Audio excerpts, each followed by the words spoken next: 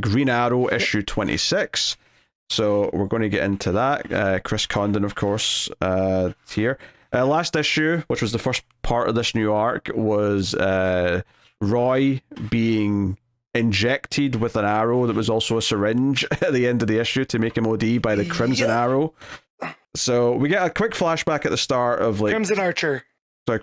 Sorry. Oh, slip of the tongue. It's okay. But we get a quick flashback doing some Silver Agey, Green Arrow and Speedy stuff for our page, which is also basically just Oliver having the dream.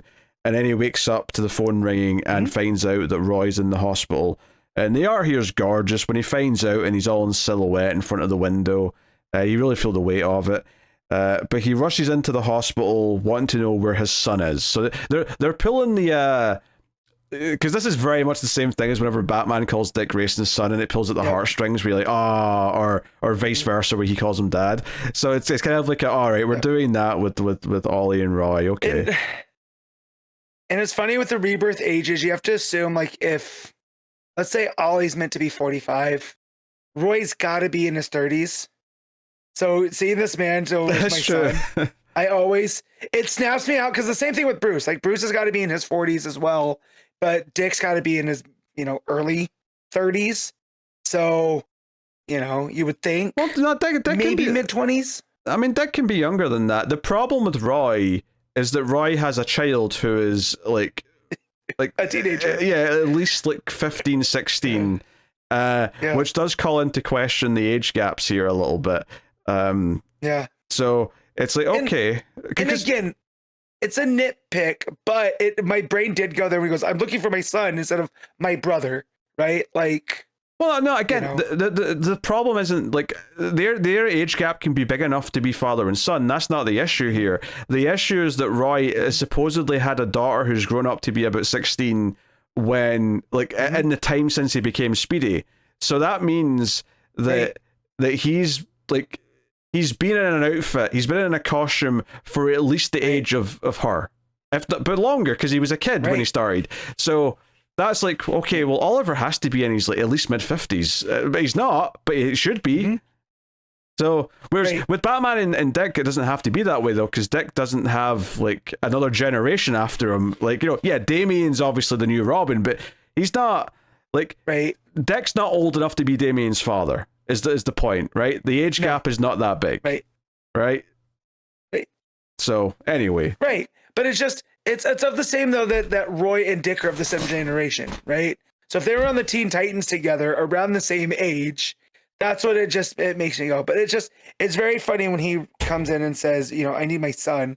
But it pulls at the heartstrings, and it does its job because when he gets into the hospital and Dinah's already there and Shoes is already there, that's enough to snap Ollie out of this manic frenzy. Oh yeah, I love. I love Shoes being there. I thought that was like a real part of the issue, was her kind of like being there, looking sad. The art's really singing when it does that. Obviously, Dinah makes sense as well, but like her being there makes the most sense. So, and just a quiet few panels of them leaving him alone with him, and his head been hanged down. And we have that moment where he's looking down at him, and he's found out he's supposedly OD'd, and he's like, no, he wouldn't do that. He's clean. He's been clean for a long time. And as he looks down at him when he's left alone, he has that flashback where it's kind of split up into the panels of him like finding out Roy was using drugs back in the day, and we get a second page where. Again, the flashback panels is him hitting Roy and kind of like disgust or shame, and like the guilt he obviously feels over that, and like all the weight of like this coming back, and it's like, and he's right, like he didn't OD, but he argues with the doctor. When the doctor shows up, he's like, "Oh, you're wrong. There's no way he did this." And the doctor's like, "Look, I know an OD when I see one. I've been doing this for like 20, 30 years or whatever." And it's like, and we know, he didn't do this intentionally. This was someone else who did it to him, and it doesn't take us that long to get to that, because Oliver goes investigating in the alley where he was found, and finds the arrow that's got like the syringe at the end, and a hypodermic needle arrow. Yes. That thing. Good thing Connor's not reading this. I feel like Connor would be fainting. It's a So massive hypodermic needle. yeah, no, he doesn't actually say anything in that page where he finds it, but when he talks to the detective later on, it's like, no, he's figured out what this is. It's very clear that someone did this to him. There's a scene before that though where Shoes shows up at the apartment and is like, "Hey, you're going after to find out who did this to Roy. I want in." And Oliver talks her out of it. He's like, "No, your dad needs you right now. Go to the hospital, be with him." Although part of me was thinking it'd be kind of fun to get an Oliver and Shoes like team up, you know? Yeah. This also made me wonder, where the hell is Emmy? Right? Like, we had all this Red Arrow stuff built in back during Rebirth. And, Ollie and her were teaming up. And it's like, it's been a while since I've seen her. I mean, it's great that we have Shoes here, right? And she goes by Cheshire Cat, right? That's her new superhero name. So, I mean, that's great. I don't want to discount anything from that, but it definitely made me think about, where's Red Arrow? What's she up to? Yeah, So, I don't know. This scene's great. But Oliver goes looking for the detective, and finds her and her dog Arrow out in the park, and it's a fun little thing. But he's like, "Hey, I'm not just here visiting. I want you to, have you seen one of these before? My friend turned up, OD'd," and she's like, "Oh yeah, we've found a few of these around the city. There's people turning up."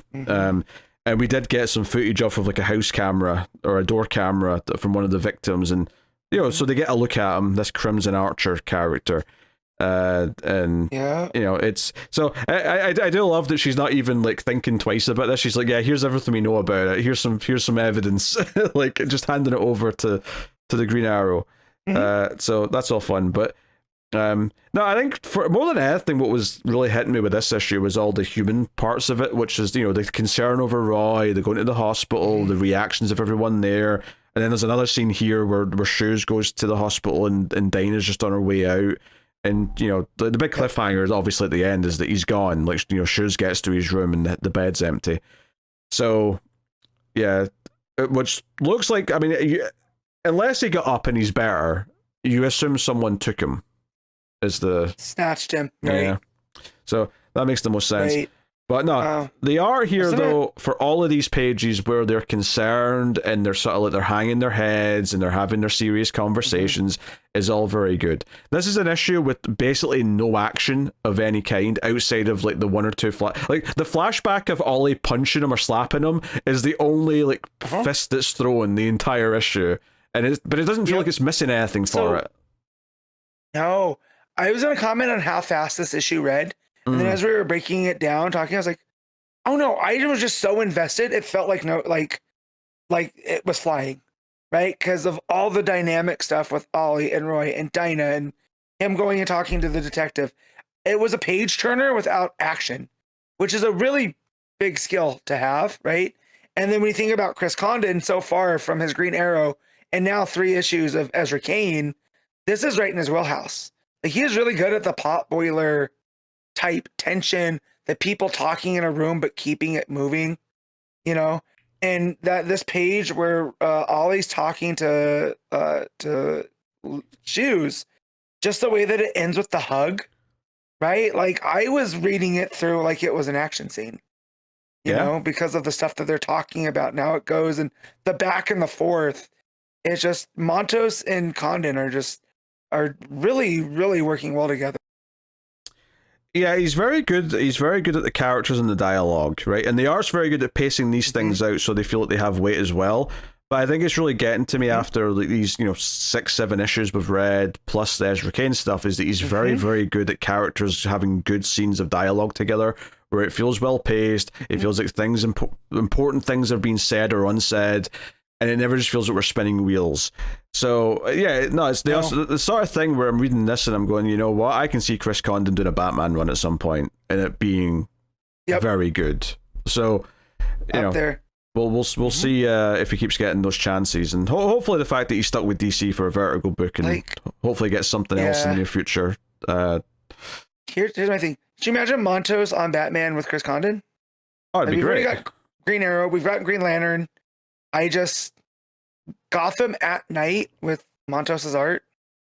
Yeah. Come on. Or Detective. Whatever book opens up at the right time. Doesn't matter. Yeah.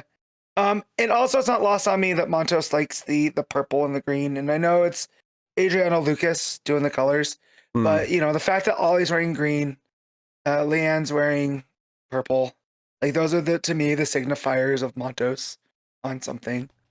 So yeah, it's man, but the way this ended with the empty bed, it led to, because immediately I thought, oh, Roy's fine. He got up, he's gonna go look for this dude. But could he, in the state that he was in, because they mention like everyone else has died, Roy didn't, and it might be because of Roy, his past, right? Yeah, his body's been able to metabolize. Yeah, his body's got like a little bit of a tolerance because he was an addict once upon a time, and that's maybe saved him here, ironically. Is an interesting little detail. Yeah, I would suspect that he's been taken. I don't think he'd be. I mean, maybe they'll surprise me next issue. I think what gets me about this arc so far, these 2 issues in, is that the first arc like really sold us on the storytelling of CONDON, plus the art of Montos obviously was a known factor. And it gave us a lot of atmosphere, it gave us a lot of build, and it built this new relationship with this new detective character that we've come to like, and it was nice seeing her again this issue. This arc, though, is like, oh no, he can also do the legacy stuff. Like, this arc is about Roy, it's about Dinah, it's about Shoes. He's bringing in the extended family, and they fit like a glove. It doesn't feel like, oh, all of a sudden his storytelling style is falling apart because he's having to do all these extra characters. This is the sort of thing that makes me go, oh, he can do the Bat family. He can do any family at some point if he wants to. And like, I don't know where he fits in with like DC, if like he grew up reading DC comics or whatever, but he seems to understand the dynamics. And we got that with Ollie and all of that stuff through the first arc. And then here, the fact that Dinah was already at the hospital, right? She's the one that called Ollie, and she's there with Lee and whatever. And it felt like it made sense. It felt like it was just right, you know? And again, because it is the Arrow family. Like, even like as much as it's the Bat family too, I feel like they're a close number 2 with how, you know, how much we see them all together. So he's handling all that stuff really well. And then you add this hypodermic arrow stuff going around, you know, and seeing the almost the ring footage of the dude getting it. You're like, what the hell's going on in Star City? We said this first issue that it was like, it made it so much more heinous and personal that this was like basically forcing Roy to like be on drugs again when it's something that he's been able to get away from. Now, whether or not the villain knows that this is someone who already had this past, I don't remember if that was clear in the last issue or not, but you know, but still, potentially. And maybe the reason why he was taken is because he survived. Like all the others, if they all died, there was no reason to take them, but maybe Crimson Archers come for him because, oh, you survived, I can't have that, I'm taking you for round 2 or whatever. That's my main question, is why is he going around pumping people with drugs, right? Like, that's not a Joker thing where he just wants to kill people with, you know, with illicit drugs. Like, what is the reason he's doing this, you know? So I'm hooked in on that. Yeah, that's a good question. But no, the art is just gorgeous throughout. I really don't know what else I can say about it at this point. It's just like those moments of just like, you know, the head hanging against pure black behind them, just like it hits so hard in the right moments. So, all right, what are you giving Green Arrow 26? This is a 9. Yeah, I think I agree with that. 9 out of 10. Good stuff.